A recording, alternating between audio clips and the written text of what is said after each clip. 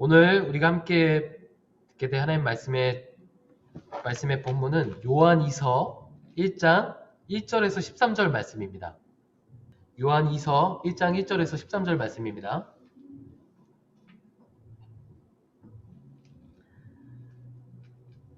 다음 주부터는 친구들이 성경책 가져와 좋을 것 같고요. 네, 성경책 없는 친구들은 함께 화면을 보면서 읽으면 좋을 것 같아요. 우리가 함께 천천히 읽었으면 좋겠습니다. 요한이서 1장 1절에서 13절입니다.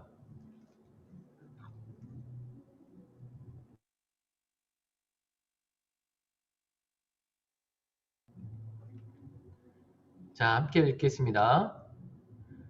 장로인 나는 택하심을 받은 여인과 그 자녀들에게 편지를 씁니다. 나는 진리 안에서 여러분을 사랑합니다. 나뿐 아니라 진리를 아는 사람들 모두가 여러분을 사랑합니다.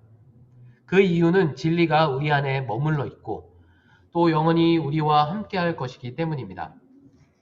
하나님 아버지와 아버지의 아들 예수 그리스도의 은혜와 긍휼과 평강이 진리와 사랑 안에서 우리와 함께 있기를 빕니다. 나는 그대의 자녀들 가운데 아버지께서 우리에게 명령하신 계명대로 진리 안에서 행하는 사람들이 있는 것을 보니 무척 기쁩니다. 여인이여, 이제 내가 당부합니다. 우리가 서로 사랑하자는 것입니다. 내가 그대에게 쓰는 것은 새 계명이 아니라 우리가 처음부터 갖고 있던 것입니다. 사랑은 바로 이것인데 곧 우리가 하나님의 계명을 따라 사는 것입니다. 계명은 이것이니 여러분이 처음부터 들은 대로 그 가운데서 행하는 것입니다. 속이는 사람들이 세상에 많이 나타났습니다. 그들은 예수 그리스도께서 육체로 오신 것을 인정하지 않는 사람들입니다. 이런 사람들은 속이는 사람이요 그리스도를 대적하는 사람입니다.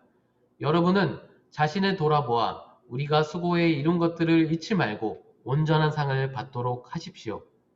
누구든지 교훈을 벗어나 그리스도의 교훈 안에 머물러 있지 않는 사람은 자기 속에 하나님이 계시지 않는 것입니다.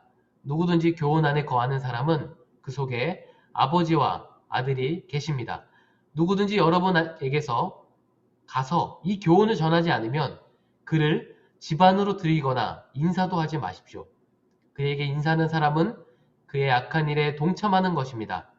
내가 여러분에게 쓸 것이 많으나 종이와 잉크로 쓰고 싶지 않습니다. 여러분에게 가서 얼굴을 마주 대하고 말해 기쁨을 충만하게 나누기 원합니다.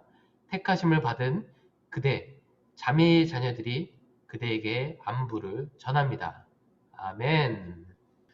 오늘 우리에게 주신 하나님의 말씀의 제목은 사랑은 하나님의 계명을 따라 사는 것입니다. 라는 제목입니다. 네. 사랑은 하나님의 계명을 따라 사는 삶입니다. 네, 자녀들을 진정으로 사랑하는 아버지라면 자기 자녀들이 무엇인가의 위협을 받을 때 그저 지나칠 수 없을 것입니다. 네, 아버지나 어머니와 같은 마음이 있겠죠? 예수님이 태어나시고 나서 90년경에 AD 90년경에 사도 요한은 아버지의 마음으로 또 하나의 서신을 기록하게 됩니다. 그 서신은 짧고 핵심이 분명하며 그 시대뿐만 아니라 오늘날에도 살아가는 우리에게도 필요한 말씀으로 다가오게 됩니다. 바로 요한 2서인 것입니다. 사도 요한이 요한 1, 2, 3서를 같이 썼는데요. 참 특별히 좀 짧고 그 말씀이 핵심적이에요. 그 중에 오늘 요한 2서의 말씀을 통해서 하나님의 뜻을 발견하는 귀한 시간이 되기를 바랍니다. 요한 2서의 처음 시작은 읽기 시작해요. 택하심을 받은 여인과 그 자녀들에게 보내는 편지라고 이렇게 사도 요한은 편지를 쓰고 있습니다. 여기서 여인에 사용된 단어가 참 독특한데요. 네, 헬라어로 큐리아라는 단어입니다. 큐리아. 이 큐리아는 단어를 명사로 사용했어요. 네, 이 명사로 사용했을 때 뜻은 부인, 숙녀, 주부라는 뜻인데 이 명사로 사용된 신약 성경의 큐리아라는 단어가 딱 두 군데 나와요. 요한 2서 1장 1절, 1장 5절에 나옵니다. 네, 명사로 사용된 겁니다. 여기서 큐리아는 헬라어 큐리아는 교회를 지칭하는 상징적인 뜻을 담고 있어요. 그래서 우리가 요한 2서를 읽을 때 여인이여, 사도 요한이 이렇게 얘기하잖아요. 그거는 바로 교회들을 부르는 이야기입니다. 교회들이여, 교회들에게 하는 이야기입니다. 그러므로 요한이서의 독자들은 택하심을 받은 많은 교회들과 그의 성도들에게 보내는 편지인 것을 우리가 알 수가 있습니다. 또한 요한이서는 요한일서의 축소판으로 볼 수가 있어요. 왜냐하면 요한일서를 읽는 것과 동일한 주제가 요한이서에서도 나타나기 때문입니다. 사도 요한은 두 서신을 통해서 성도들이 진리 안에 거하고 서로를 사랑하며 특별히 영지주의 안에서 교회 안에 침입하는 것에 대한 그 교회 안으로 침입해서 거짓 교사들을 경계하고 또 사도의 교훈, 특별히 하나님의 아들 예수 그리스도께서 육체로 오신 것에 대한 진리의 말씀을 지키기를 원했습니다. 특별히 여기서 영지주의는 그노시스템, 맞나요? 그노시즘이죠. 그노시즘이라고 발음할 수 있는데요, 영어로. 지식을 의미하는 헬라어의 그노시스에서 시작을 했습니다. 유래했고요.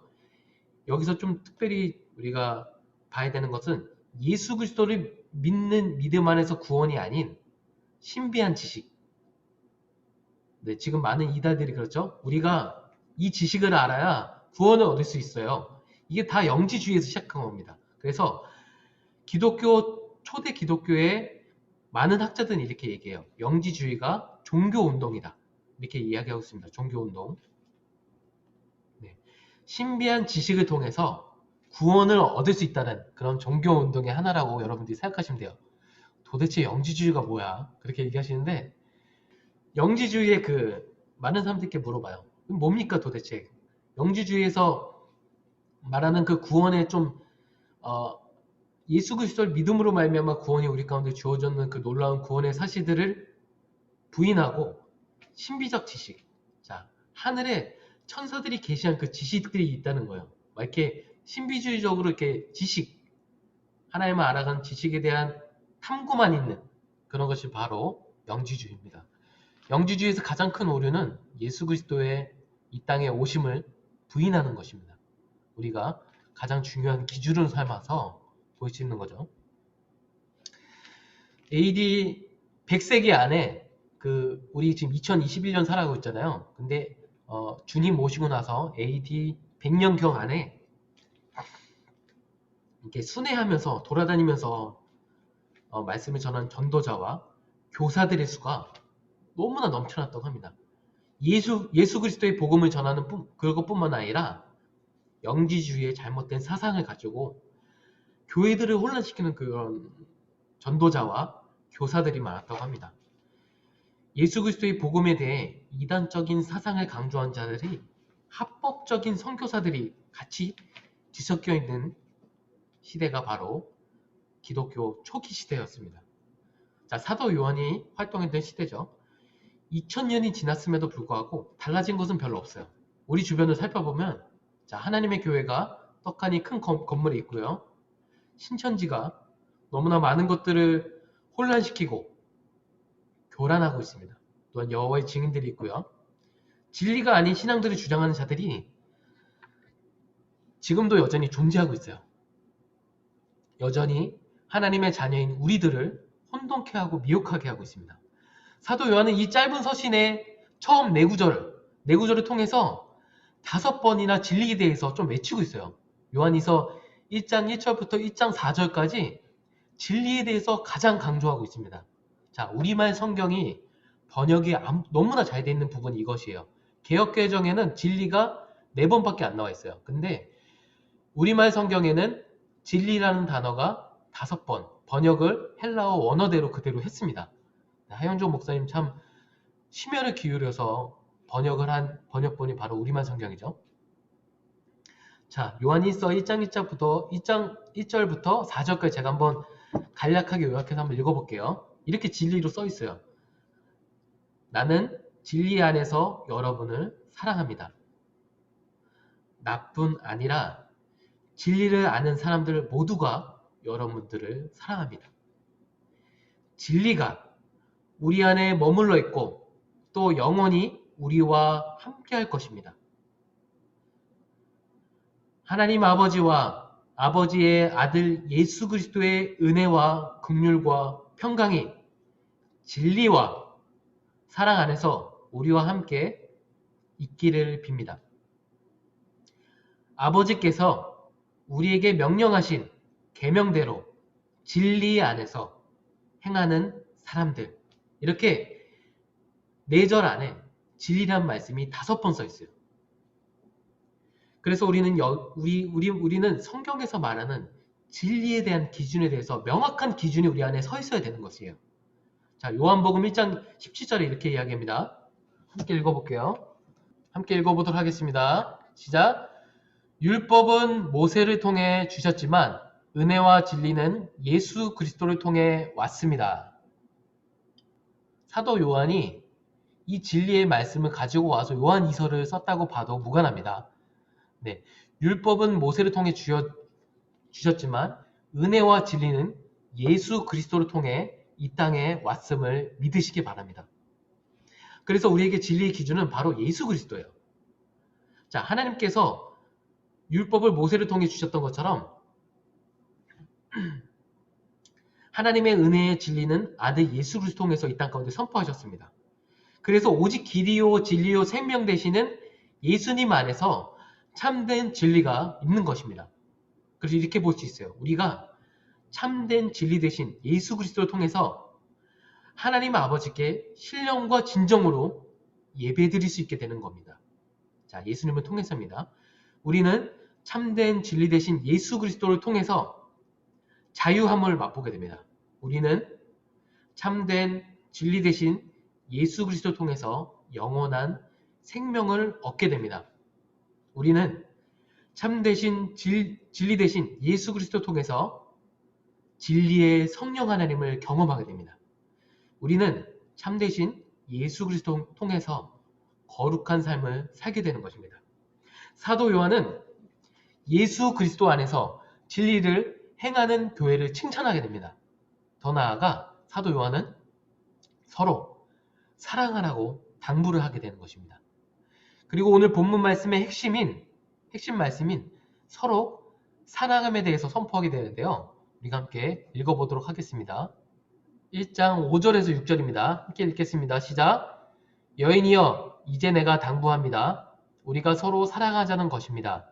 내가 그대에게 쓰는 것은 새 계명이 아니라 우리가 처음부터 갖고 있던 것입니다.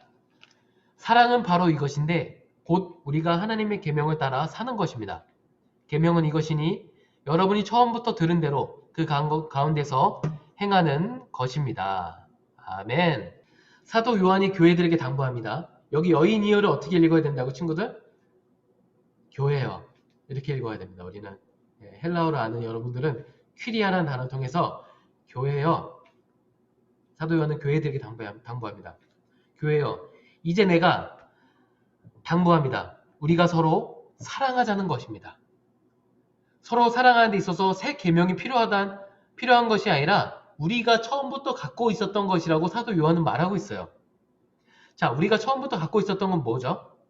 그것은 바로 그 사랑은 하나님의 계명입니다. 자, 계명을 헬라어로 말하면 엔톨레라고 하는데요. 제가 다음에는 이렇게 헬라어로 좀 써올 건데 친구들이 너무 거부감 들까봐 제가 그냥 헬라어로 말할게요. 엔톨레라는 단어입니다. 이것은 명령, 계명, 질서라는 뜻을 갖고 있어요. 자, 영어로 우리 덩칸 선생님 한번 얘기해 주세요. 네, 명령. 네. command, 네, command, 계명, commandment, 질서. order. 네, 이게 주문이랑 똑같죠. 주문할 때 이렇게 주문 오더. 네, 주문 식당에서 주문할 때 네, 오더.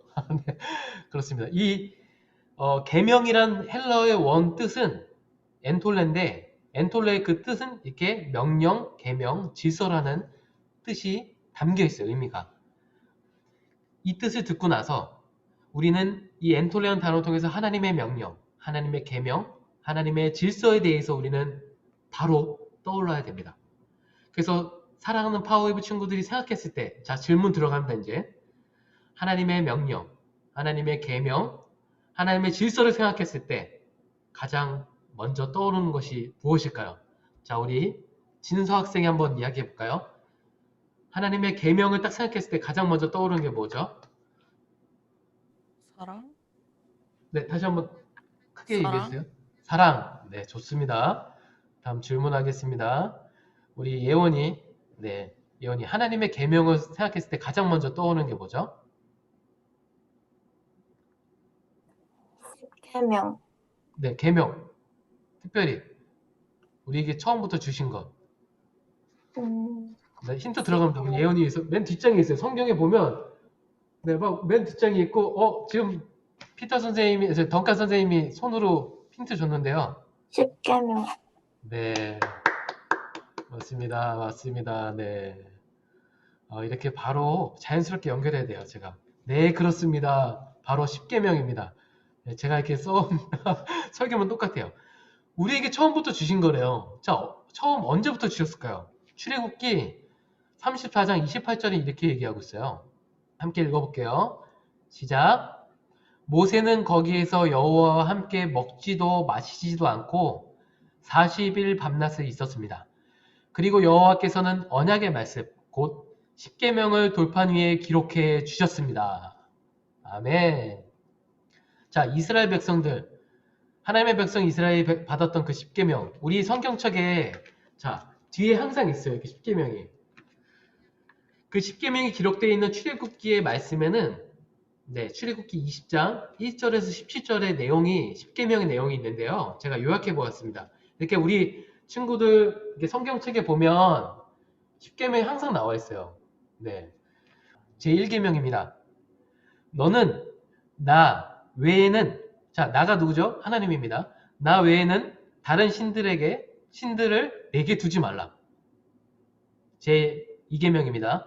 너를 위하여 새긴 우상을 만들지 말고 또 위로는 하늘에 있는 것이나 아래로 땅에 있는 것이나 땅 아래 물속에 있는 것에 어떤 형상도 만들지 말며 그것들에게 절하지 말며 그것들을 섬기지 말라. 자, 세 번째입니다.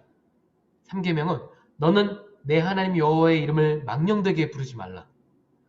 제4는 안식일을 기억하며 거룩하게 지키라. 제5계명입니다. 내 부모를 공경하라. 제6계명입니다. 살인하지 말라. 제7계명입니다. 간음하지 말라. 제8계명입니다. 도둑질하지 말라. 제9계명입니다. 내 이웃에 대하여 거짓 증거하지 말라. 제10계명입니다. 내 이웃의 집을 탐내지 말라. 아멘.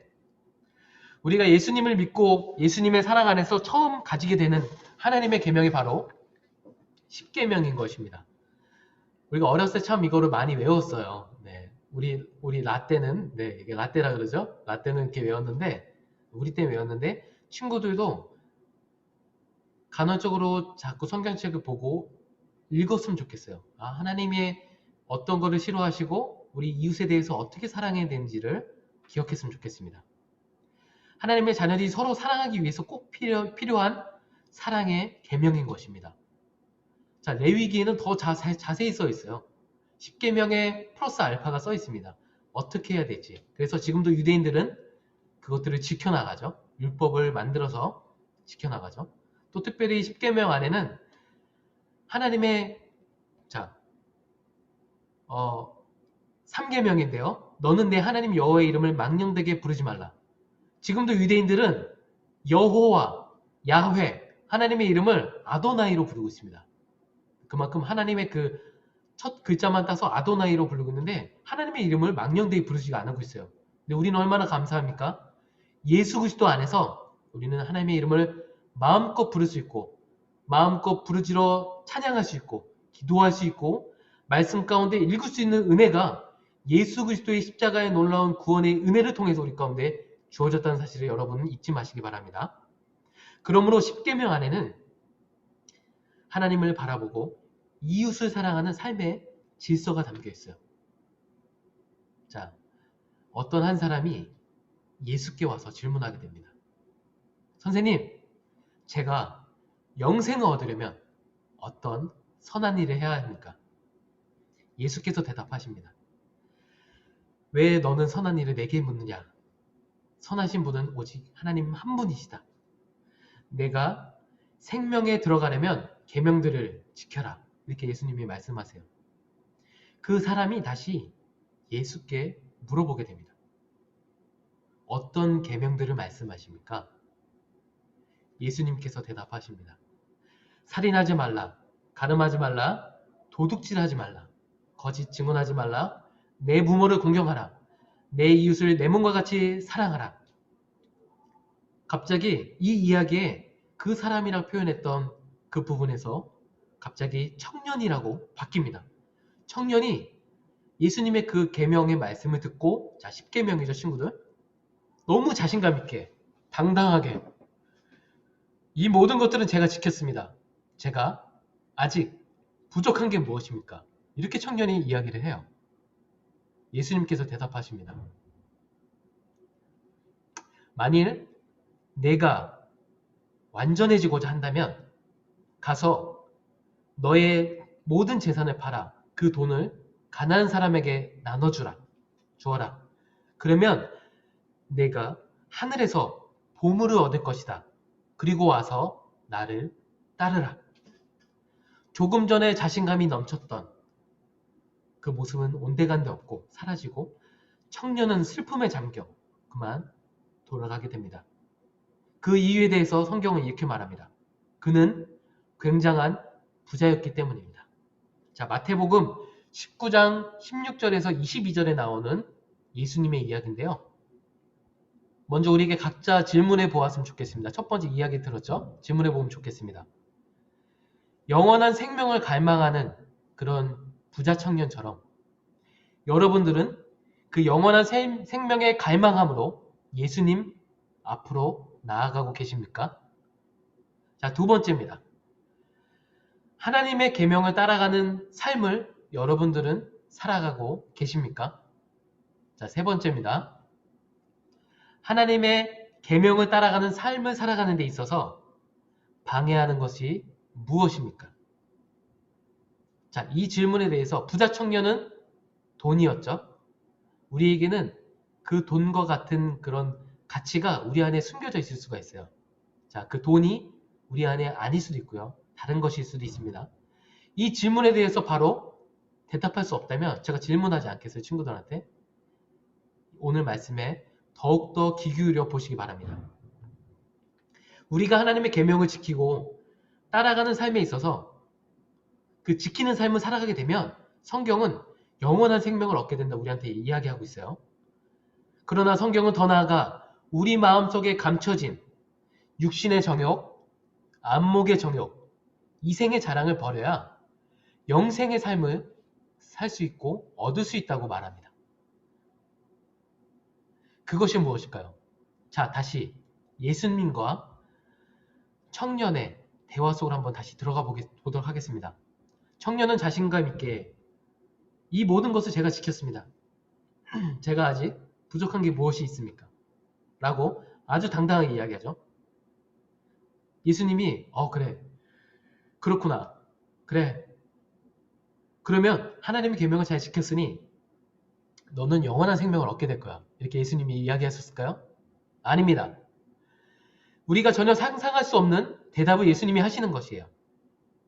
예수님은 대답은 마치 내 이웃을 내 몸과 같이 사랑하는 말씀의 진수, 정말 잘 정의한 그런 대답이, 함축된 대답이 들어가 있는 것입니다. 내 이웃을 내 몸까지 사랑하려면 정말 이것까지 네가 줄 수 있을 정도의 사랑으로 사랑해야 된다. 자, 이렇게 얘기하시는 것입니다. 예수님께서 대답하십니다. 만일 네 청년, 네가 완전해지고자 한다면 가서 내 자산을 팔아 그 돈을 가난한 사람에게 나눠 주어라. 그러면 네가 하늘에서 보물을 얻을 것이다. 그리고 와서 나를 따르라. 이게 완전한 것입니다. 하나님의 계명의 완전한 것은 끝은 우리의 모든 것들을 버리고 예수님이 그 십자가의 길을 가셨던 것 같이 우리가 그 십자가의 길을 가며 또한 예수님을 따르는 삶으로 완결이 된다고 성경은 이야기합니다. 청년의 마음속에 깊은 곳에서 정말 꾹꾹 숨겨놓아서 일반 사람들은 찾을 수 없던 숨겨둔 그 마음에 많은 사람들이 이렇게 얘기하죠. 1%라고 얘기하죠. 저는 그게 100%인 것 같습니다. 1%가 아닙니다. 그 마음의 전부입니다. 보이지 않지만 하나님은 보시는, 그 마음의 중심 보시는, 하나님보다 더 사랑했던 돈, 재물에 대하여 예수님은 발견하셨습니다. 그래서 예수님께서는 하나님의 계명을 요약한 핵심 계명을 가지고 청년의 마음을 활짝 열고 계시는 것입니다. 자, 우리가 잘 아는 말씀이죠.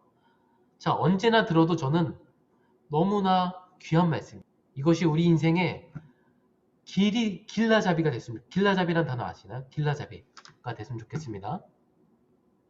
함께 읽어보도록 할게요. 자, 학순이가 빨간 줄을 세게 쳤어요. 감사합니다.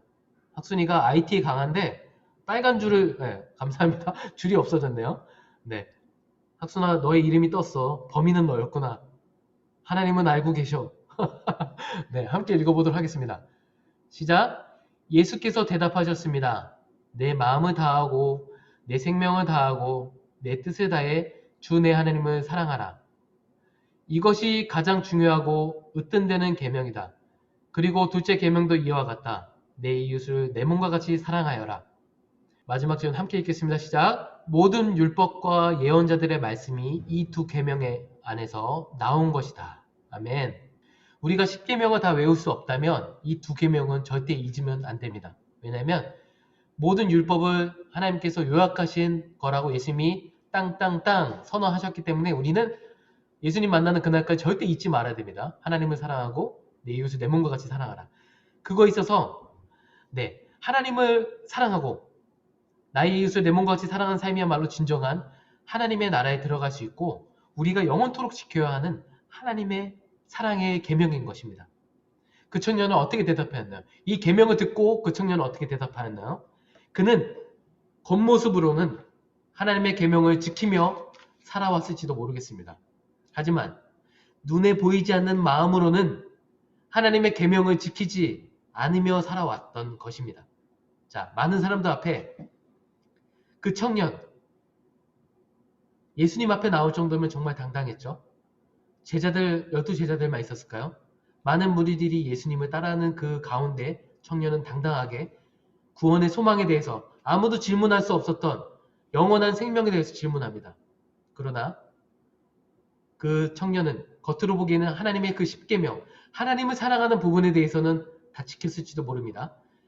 또 내 이웃을 내 몸과 같이 사랑하는 데 있어서 정말 사람들에게 보여지는 모든 것들을 지켰을 거예요. 하지만 보이지 않는 하나님을 사랑하는 것, 보이지 않는 내 이웃을 내 몸과 같이 사랑하는 것을 지키지 않았습니다. 그 핵심에 바로 돈이 자리 잡고 있는 것입니다.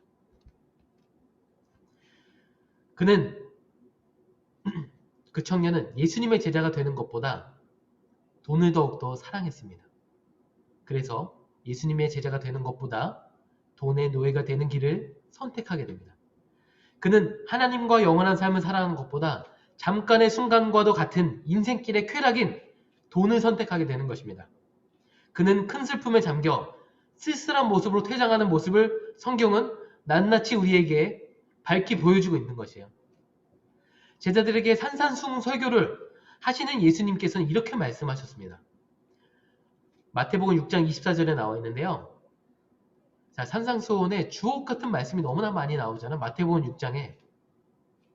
그 말씀에는 산상수훈의 끝판왕, 자, 여러분들이 자주 하는 끝판왕, 주기도문이 담겨있는 말씀이 바로 마태복음 6장의 산상수훈의 말씀입니다. 그곳에 예수님이 이렇게 말씀하셨어요. 아무도 두 주인을 섬기지 못한다. 한쪽을 미워하거나 다른 한쪽을 사랑하거나 한쪽을 중요하게 여기거나 다른 한쪽을 무시하거나 할 것이다. 너희가 하나님과 돈을, 재물을 함께 섬길 수 없다. 하나님의 계명을 따라 사는 삶을 방해하는 최고의 적이 바로 돈이라고 예수님은 이야기하고 계시는 것입니다. 바울 역시, 사도 바울 역시 믿음의 아들, 사랑하는 아들 디모데에게 이렇게 권면하는 편지를 통해서 이렇게 이야기합니다. 돈에 대해서 경고합니다. 함께 공유 말씀을 볼게요. 함께 읽어보도록 할게요. 시작. 부자가 되기 원하는 사람들은 유혹과 올무와 여러 가지 어리석고 해로운 욕심에 떨어지고 만다. 이런 것들은 사람을 파멸과 멸망에 빠지게 한다. 돈을 사랑하는 것은 모든 악의 뿌리다. 돈을 사모하는 어떤 사람들은 믿음에서 떠나 많은 고통으로 자기를 찔렀다. 아멘. 사랑하는 파워웨이브 친구들, 여러분에게 있어서 하나님을 사랑하는 것보다 더 사랑하는 것이 무엇입니까? 돈일 수도 있습니다. 때로는 우리가 친구들이 이 파워웨이브 중고등 기간을 지내면서 여러분들이 꿈을 키우고 소망을 키우잖아요. 근데 자, 생각해 보십시오. 우리의 꿈과 소망이 세상이 바라는 1인자, 돈을 향한 그 추구가 되는 것은 절대 하나님이 싫어하시는 것입니다. 그래서 두 주인을 섬길 수 없다 이야기하시는 거예요.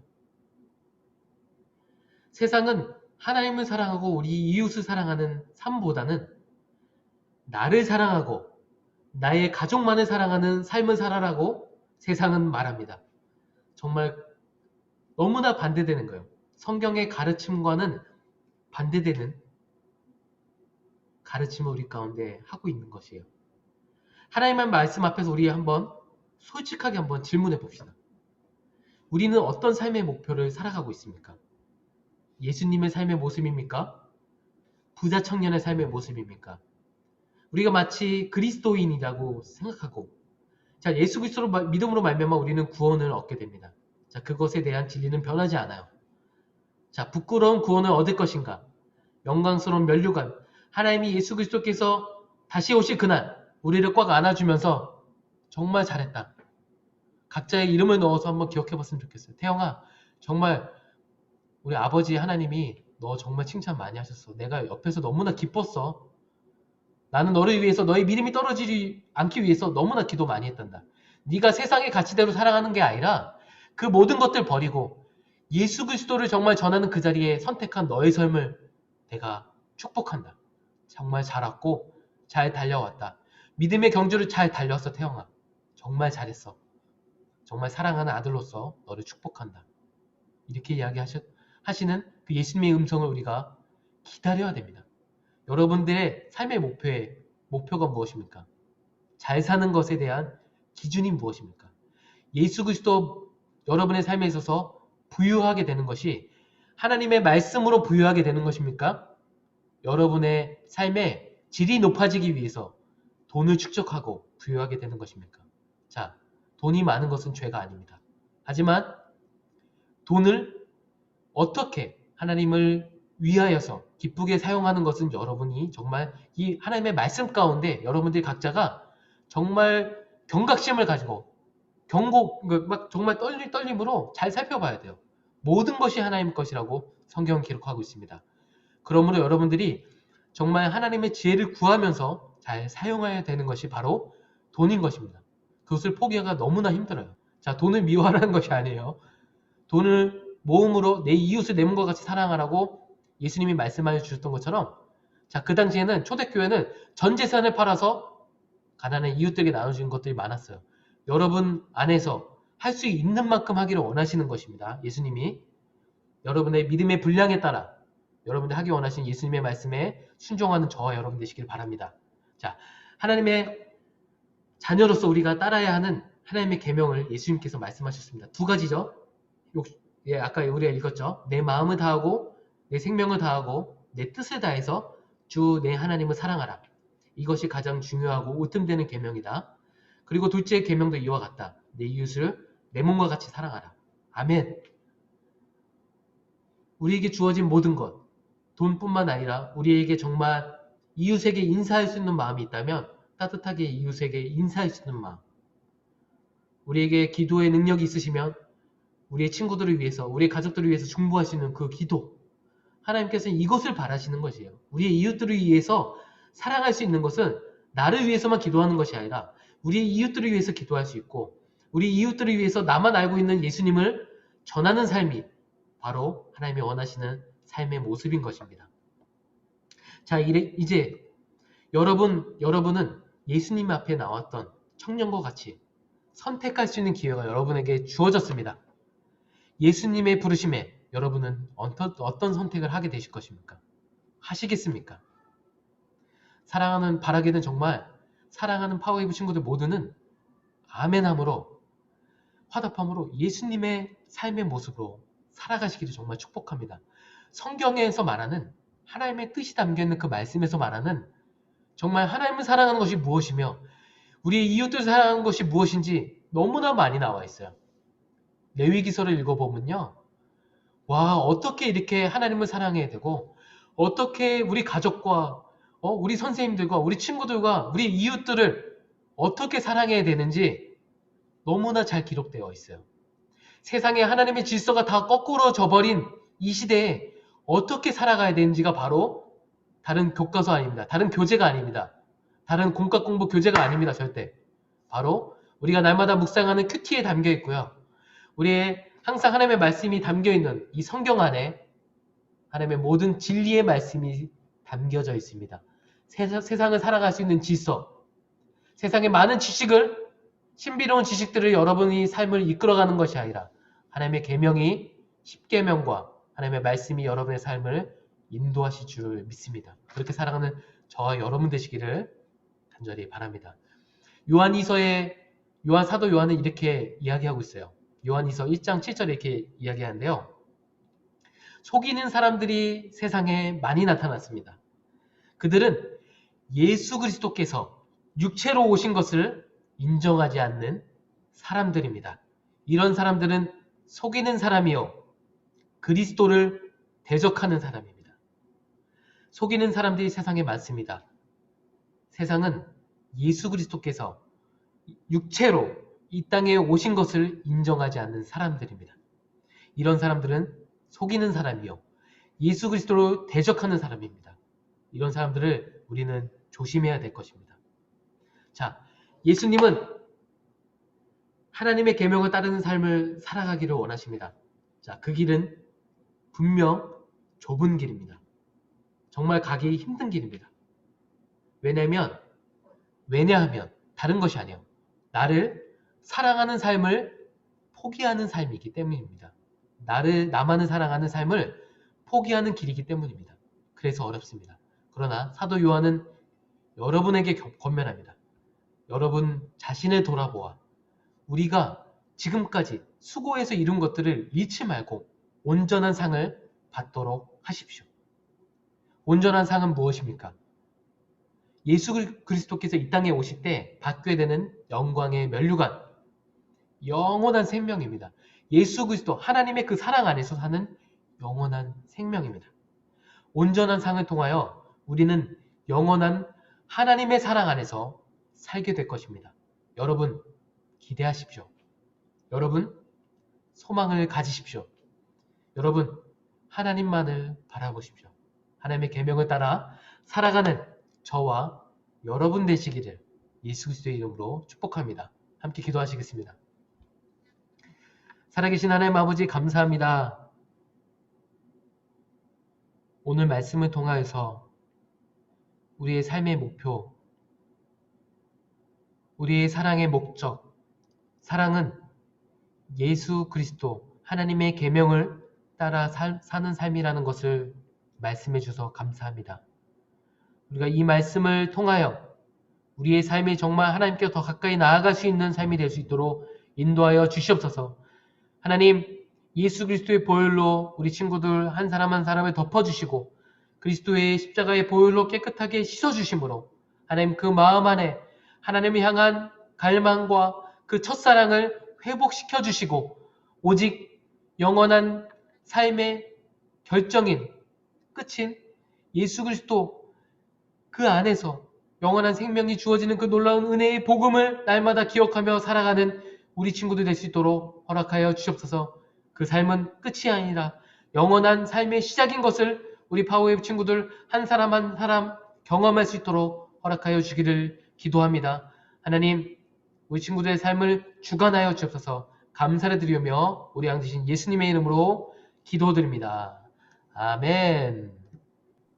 네, 주기도문으로 예배를 마칠 거고요. 주기도문 후에는 광고 시간이 있으니까 친구들 나가지 마세요.